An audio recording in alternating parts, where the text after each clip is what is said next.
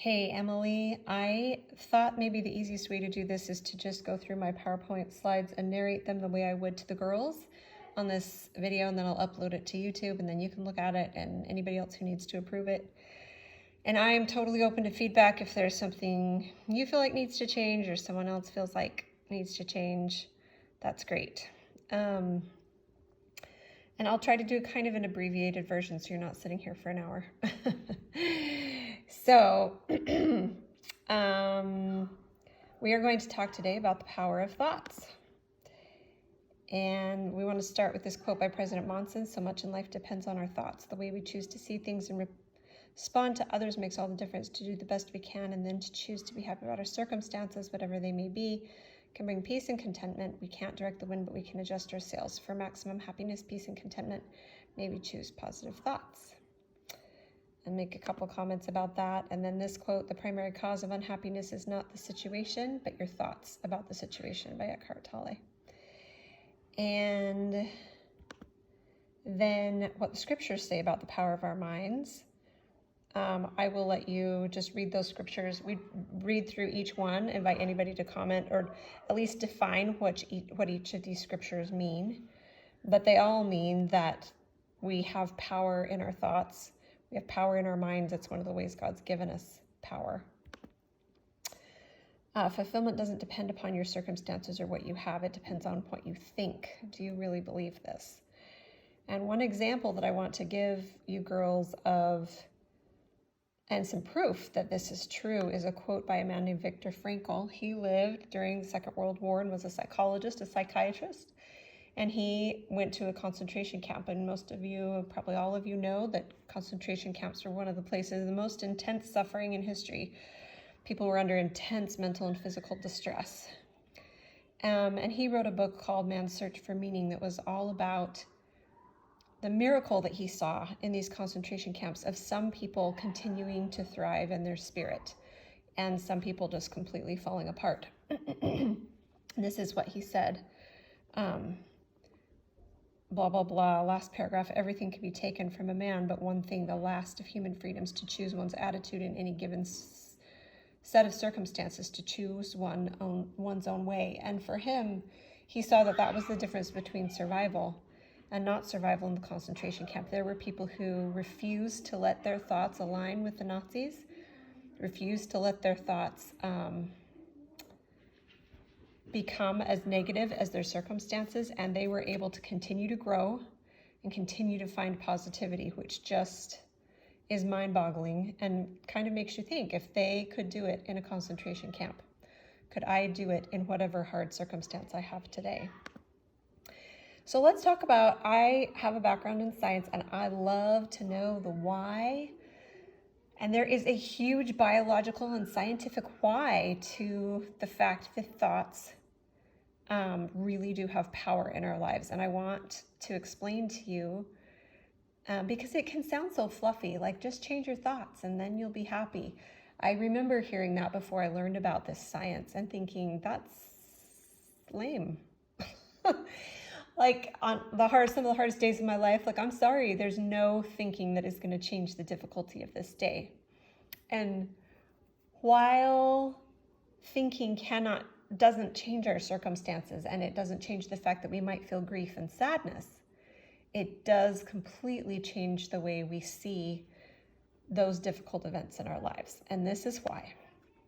So this is how we think. Your brain is made up of neurons, and these little things, that's what they are. They're little cells, and the way your brain is made up of these, and so is your spinal cord and the nerves in your body.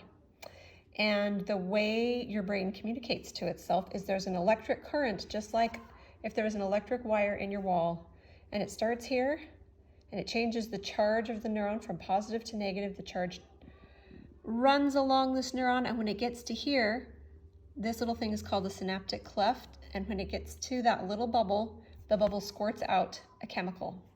That chemical travels across this gap to the next neuron, and it tells the next neuron that it needs to change its charge.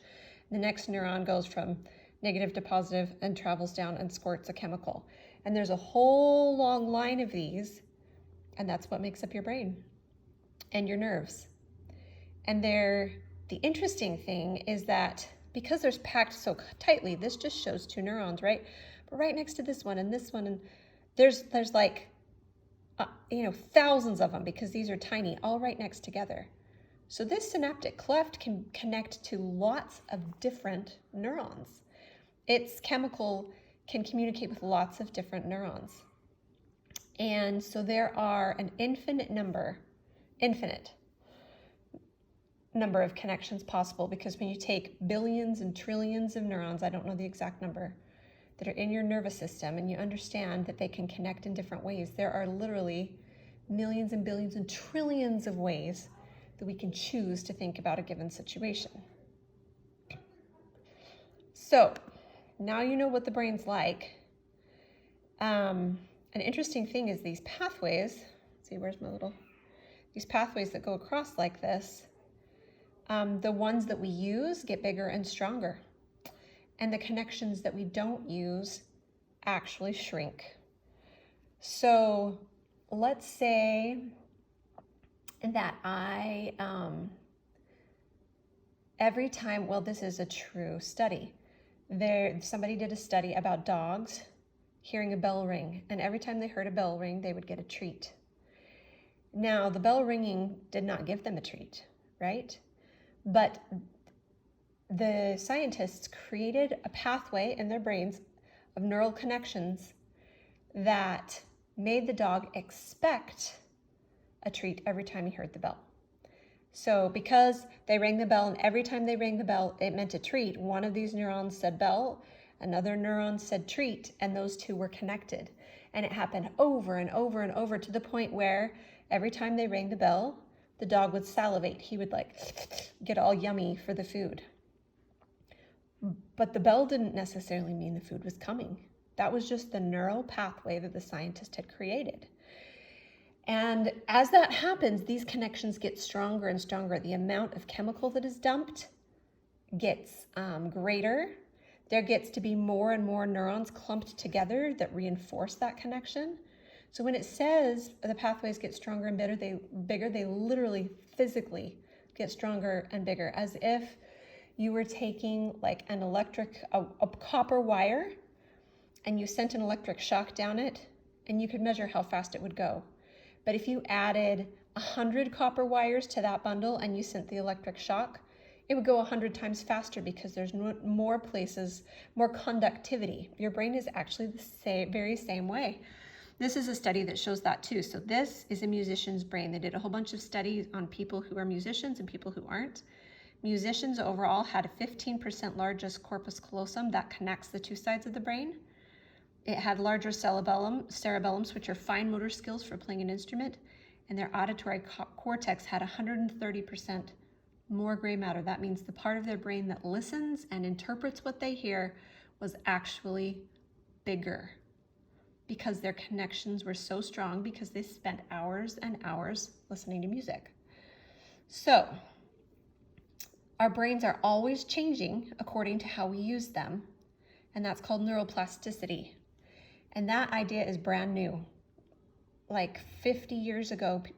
And forever before that, scientists did not, as a group, believe that our brains could change. They thought they were done changing by the time we were about 25. Now we know that our whole lives, we have neuroplasticity. Our brains are always changing depending on how we use them. So this idea that brains can change explains a lot of things. For example, why habits are hard to break.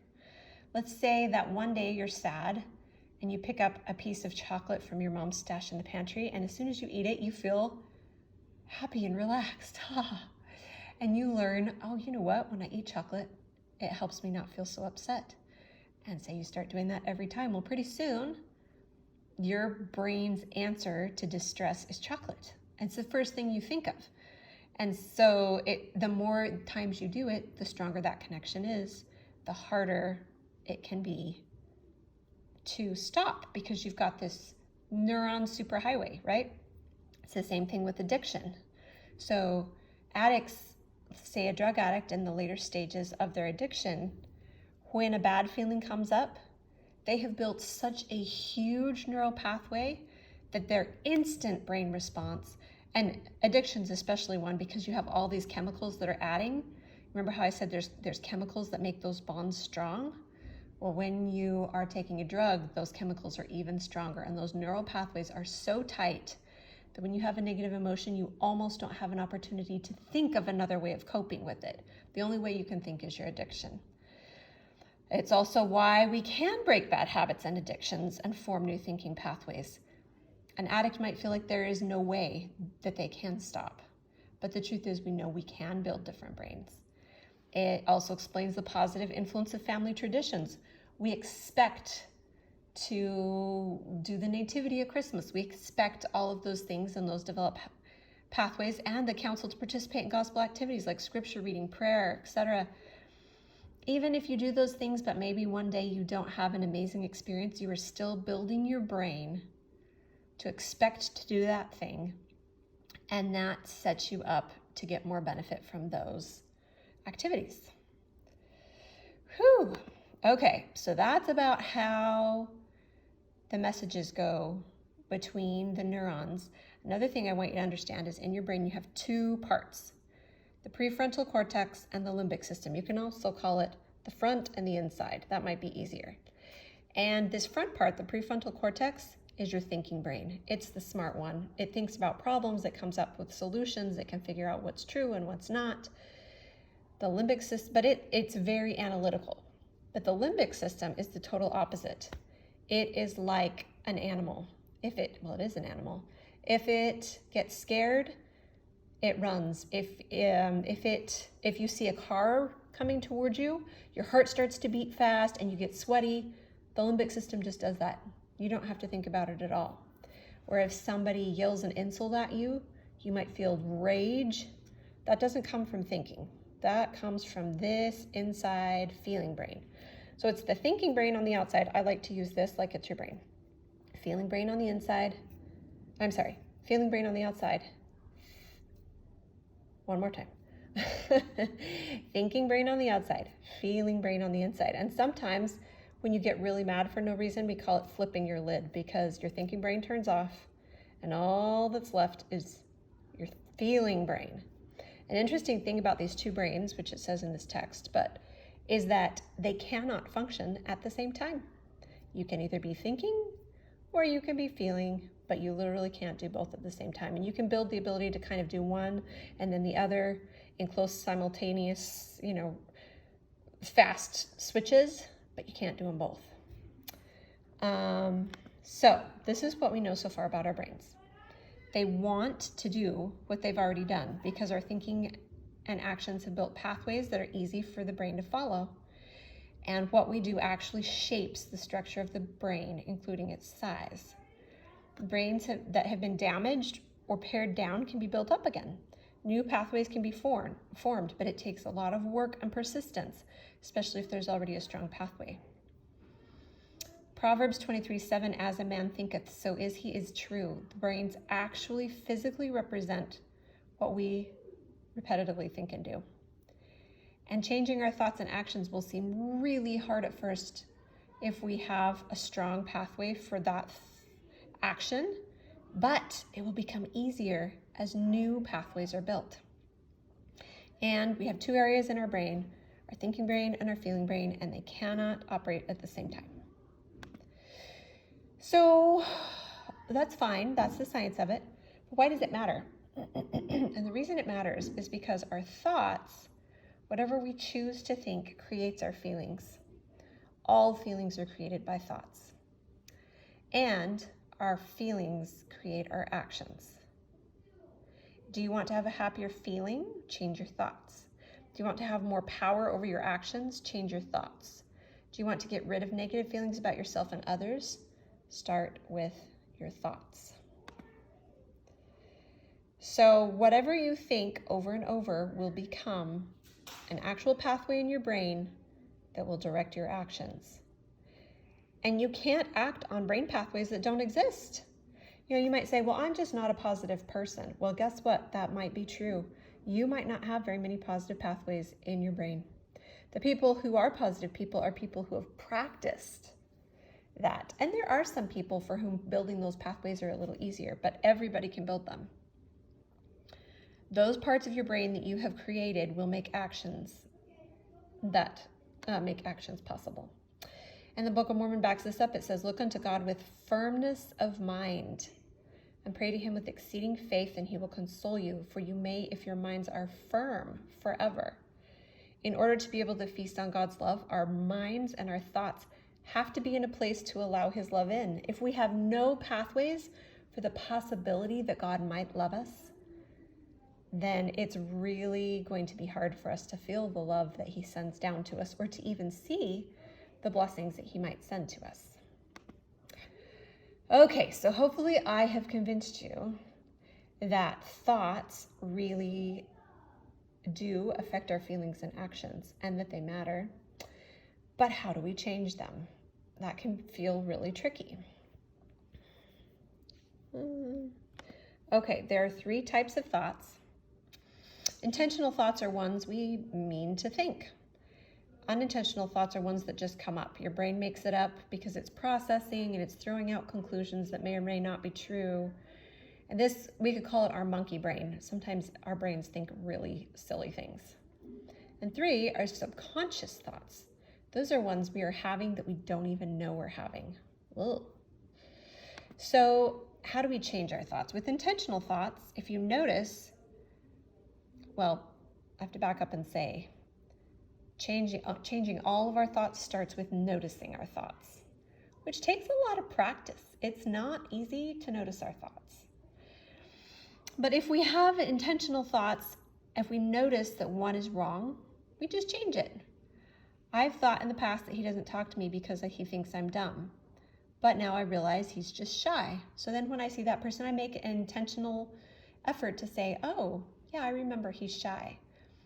That might lead to an intentional thought of, boy, I guess I don't know why everybody thinks the way they do, which might lead to another thought of, when I go to this activity tonight, I'm going to look at each person and think, I have no idea what's going on in your brain, and I am not going to judge you, right? All right, so intentional thoughts, we just choose to change them. Unintentional thoughts. When we have those, again, we have to notice it. Then we just love ourselves and laugh and replace it with a positive thought if we need to. So notice the thought and don't be afraid of it. Sometimes these unintentional thoughts can be scary. Like this one I put here was, let's say you find yourself daydreaming about gossiping about your best friend to other people. And you kind of wake up and you're like, whoa, that was weird. And most of us at that point, we feel embarrassed, so we just shut it down. But you don't need to feel embarrassed. You can think, oh, that's my monkey brain doing that silly thing. And this says, don't feel guilty about these thoughts, even if they're negative or downright wrong. You can feel caution, like, oh boy, that was a crazy thought. But we don't need to feel guilty, because our brains, while they're thinking things through, they turn out some really weird conclusions. So then you just replace it with the truth, and you help your brain form a new pathway. Okay, so if I gossip, I would probably surprise that group of friends and they would notice me. Maybe that's why my brain was thinking that, because I don't really want to gossip. I want friendships based on positivity. This is also true of sexual thoughts. You might be walking down the street and boom, you have a sexual thought about someone you see, or maybe not even that, and you think, it's really easy to be embarrassed about that. Like, oh my gosh, I can't believe I thought that. But in that moment, you just love yourself and laugh. You say, you know what, that's so funny. And actually, it's not even funny. It's proof that my brain is working the way it's supposed to, that I am going to be a sexual being someday. And, but the truth is, I don't want to be sexual right now. So that thought doesn't really apply to me right now. But that was a funny thing. So that's what we do with these 2 thoughts that we're aware of. But then there are some called subconscious thoughts, and they are tricky. How do you change a thought if you don't even know you're having it? So these are thoughts that we're having, and usually the tip-off that we're having them is that we have a huge feeling and it doesn't really match what's going on. Have you ever had that happen? I just asked my kids. That's happened before. They're like, Mom, can we have a soda? No, you can't. They're like, whoa, Mom. Okay. All right. What's going on with you? That is probably coming from a subconscious thought. So I'm going to give you a little overview of what we do with subconscious thoughts. Then we'll talk about them in detail. First, you notice feelings that don't really make sense. Like, okay, whoa, that feeling I'm having is really crazy. Then you might need to calm the feeling down before you can do anything else. Because if you're really wound up, you're really mad or sad or angry, you might have to calm down first. Then you don't judge yourself for having those feelings. It's easy to feel guilty or shame and then just be mad at yourself, and then you don't learn anything. But instead you get curious and you ask yourself some questions about the feelings you're having. So let's back up and we'll explain these a little better. So first, you have to notice when you're having a feeling that doesn't match. It just feels like, whoa, I'm overreacting, or just every little teeny thing is bugging you, or a person is so bugging you, or life is so unfair, or I lost my mojo. It can feel like depression. It can feel like, why can't I move? Why am I stuck on this couch? Everybody feels strong emotions differently. And sometimes our brains are good liars, but our bodies don't lie. So listen to your body. So one good thing to do is to kind of notice how your body feels when you're under stress. How do you feel? Do you get a headache? Does your heart pound in your chest? Do you get sweaty palms? Everybody's kind of different. And if you can figure out what that thing is for you, then you're going to get really smart about your thoughts. Like, oh my gosh, my palms are sweaty, but it really wasn't that big of a deal that that person said that. Like, why am